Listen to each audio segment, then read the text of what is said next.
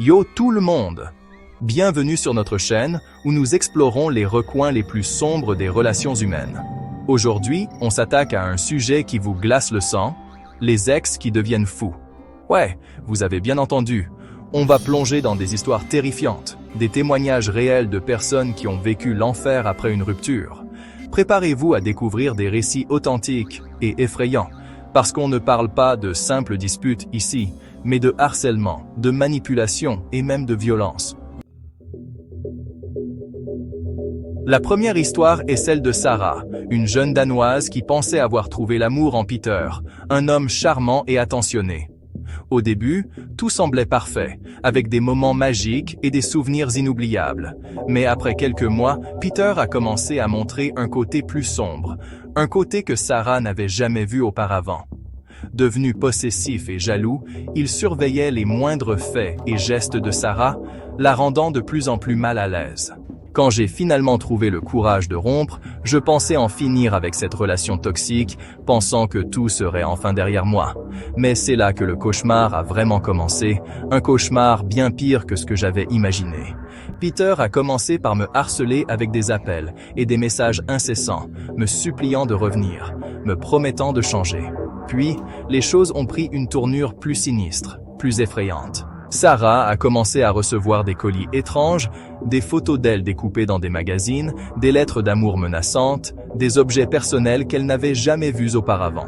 Et même une fois, un rat mort déposé sur le pas de sa porte, un acte de pure terreur. La peur a commencé à ronger Sarah, la laissant dans un état constant de panique. Qui était derrière tout ça? Elle se posait la question sans cesse. Elle soupçonnait Peter, bien sûr, mais elle n'avait aucune preuve tangible pour le prouver. La police ne la prenait pas au sérieux, qualifiant cela de bêtises de rupture, refusant d'intervenir. Sarah se sentait seule, piégée dans un film d'horreur psychologique, sans issue. Un jour, alors que je rentrais chez moi après le travail, j'ai remarqué une silhouette sombre qui me suivait. Mon cœur s'est emballé, la peur m'envahissant. J'ai accéléré le pas, essayant de garder mon calme, mais la panique montait en moi. Arrivé devant ma porte, j'ai sorti mes clés en tremblant, les mains moites et le souffle court. Soudain, j'ai senti une main se poser sur mon épaule, me glaçant le sang. Elle s'est retournée d'un bond, le cœur battant à tout rompre, et s'est retrouvée face à face avec son voisin, un homme qu'elle connaissait bien. Le soulagement l'a envahie, la laissant faible et tremblante, mais reconnaissante. Le voisin, un vieil homme gentil, lui a offert son aide pour rentrer ses courses, un geste de pure bonté. En entrant chez elle, Sarah a remarqué que la fenêtre de son salon était ouverte, un détail troublant. Elle était sûre de l'avoir fermée en partant, ce qui l'a rendue encore plus inquiète. Sur le rebord de la fenêtre, une rose rouge était posée, une note attachée à sa tige, un message sinistre. « Tu ne peux pas m'échapper », pouvait-on lire, un avertissement glaçant. Sarah a compris à cet instant que son cauchemar était loin d'être terminé et que le danger était toujours présent. Camille, 34 ans, était une femme indépendante et brillante, habituée à gérer sa vie d'une main de maître. Elle avait toujours su se débrouiller seule, sans jamais avoir besoin de l'aide de quiconque. Elle avait rencontré Jérémy lors d'un voyage d'affaires, un homme charmant et attentionné qui avait su la séduire. Leur rencontre avait été comme un coup de foudre, une étincelle instantanée. Leur relation avait évolué rapidement, peut-être trop vite. Ils étaient inséparables, partageant chaque moment libre ensemble. Camille avait ignoré certains signaux d'alarme, aveuglée par l'amour. Elle ne voulait pas voir les défauts de Jérémy, préférant se concentrer sur ses qualités. Jérémy était possessif, contrôlant, et nourrissait une jalousie maladive. Il ne supportait pas l'idée qu'elle puisse avoir une vie en dehors de leur relation.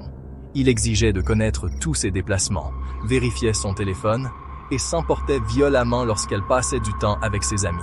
Ses crises de colère étaient de plus en plus fréquentes. Un jour, Camille a découvert que Jérémy avait installé des caméras cachées dans son appartement, la filmant à son insu. C'était une violation totale de sa vie privée. Horrifiée, elle a réalisé qu'elle vivait avec un pervers narcissique. Elle ne pouvait plus ignorer la réalité de la situation. La rupture a été brutale. Jérémy ne supportait pas l'idée de perdre le contrôle sur elle. Jérémy a refusé d'accepter sa décision et a menacé de diffuser les vidéos compromettantes qu'il avait enregistrées. Camille était prise au piège, ne sachant pas comment s'en sortir. Il la harcelait sans relâche, la bombardant de messages et d'appels, la menaçant de détruire sa vie. Chaque jour apportait une nouvelle menace. Il avait même contacté son employeur en l'accusant de vol. Camille se sentait impuissante, incapable de prouver son innocence. Elle avait peur de ce qu'il pourrait faire, mais elle était déterminée à ne pas céder à son chantage. Elle savait qu'elle devait se battre pour sa liberté. Elle a porté plainte à la police, mais l'enquête était lente, et Jérémy continuait de la terroriser. Chaque jour sans réponse était une torture. Un soir, alors qu'elle rentrait chez elle, Camille a senti une présence derrière elle. Son instinct lui disait que quelque chose n'allait pas. Son cœur s'est mis à battre la chamade. La peur l'envahissait. Elle a accéléré le pas, essayant de se fondre dans la foule. Chaque pas lui semblait une éternité. Mais la présence la suivait toujours. Elle pouvait sentir son regard pesant sur elle. Arrivée devant son immeuble, elle s'est précipitée vers l'entrée, cherchant frénétiquement ses clés dans son sac. Ses mains tremblaient. Soudain, une main s'est abattue sur sa bouche, l'empêchant de crier. La panique l'a submergée. Camille s'est débattue de toutes ses forces. Mais son agresseur était plus fort qu'elle. Elle sentait ses forces la quitter. Il l'a traînée dans l'ombre d'une ruelle sombre. Camille était terrifiée, son esprit cherchant désespérément une issue.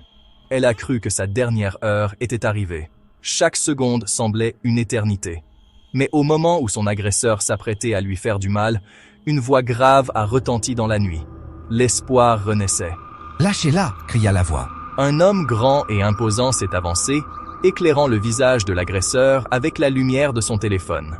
La lumière révélait un visage familier. C'était le voisin du dessus de Camille, un ancien militaire qui avait entendu ses cris.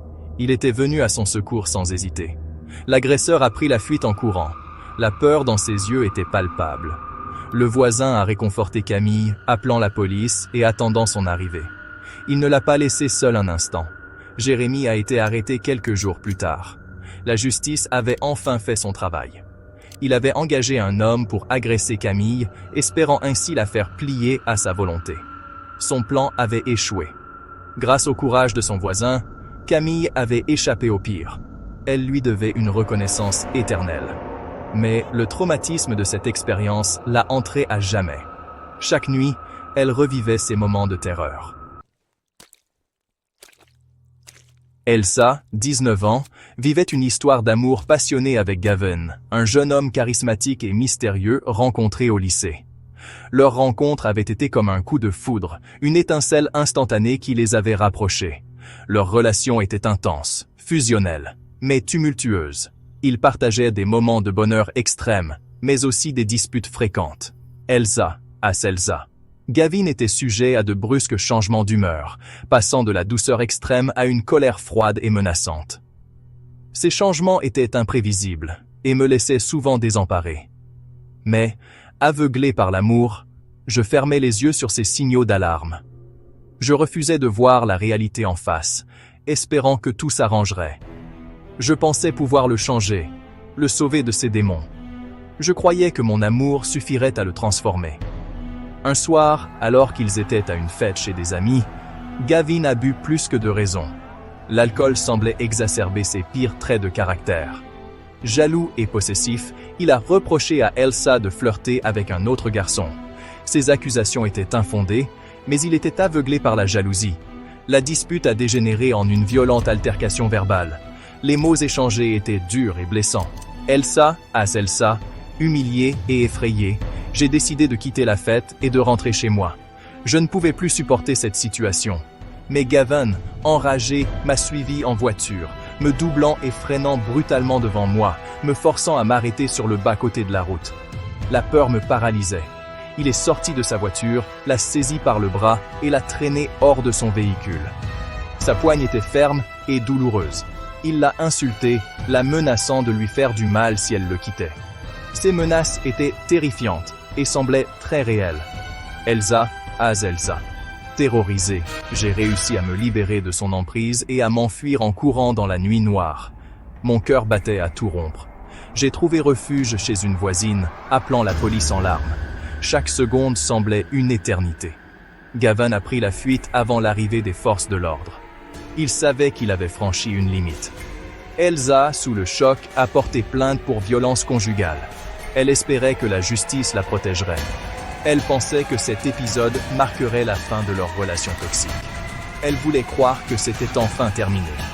Elle avait sous-estimé la dangerosité de Gavin. Il était bien plus dangereux qu'elle ne l'avait imaginé.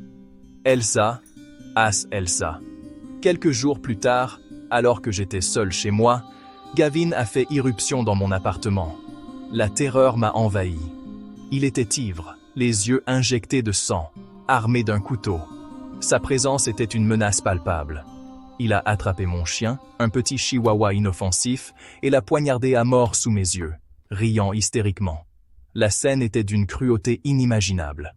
Horrifié, j'ai compris qu'il était capable de me tuer moi aussi. La peur m'a donné la force de réagir. Elsa a couru vers la porte, essayant d'échapper à la folie meurtrière de Gavin. Chaque pas était une lutte pour la survie. Il l'a rattrapée et l'a poignardée à plusieurs reprises avant de prendre la fuite, la laissant pour morte dans une mare de sang. La douleur était insupportable. Heureusement, les voisins, alertés par les cris, ont appelé les secours. Leur intervention rapide m'a sauvé la vie. Elsa. J'ai été transporté d'urgence à l'hôpital, luttant pour ma vie. Chaque minute comptait. Gavin a été arrêté quelques heures plus tard, errant dans les rues, hagard et couvert de sang. La justice allait enfin être rendue. J'ai survécu à mes blessures, mais je garderai à jamais les séquelles physiques et psychologiques de cette nuit d'horreur. La route vers la guérison serait longue. Le traumatisme de la violence de Gavin, la perte de mon chien bien-aimé, me marqueront à jamais. Mais je suis déterminé à reconstruire ma vie, pas à pas. Voilà, les amis, la réalité dépasse parfois la fiction. Ces histoires nous rappellent que l'amour peut parfois se transformer en cauchemar. Si vous vivez une situation similaire, n'hésitez pas à en parler, à demander de l'aide. Il existe des associations, des numéros d'urgence, des personnes prêtes à vous écouter et à vous soutenir. N'attendez pas que la situation dégénère.